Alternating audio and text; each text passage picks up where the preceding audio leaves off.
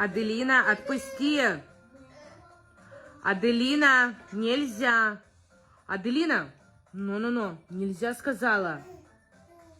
Ты зачем ее за волосы тянешь? Что, мои девочки?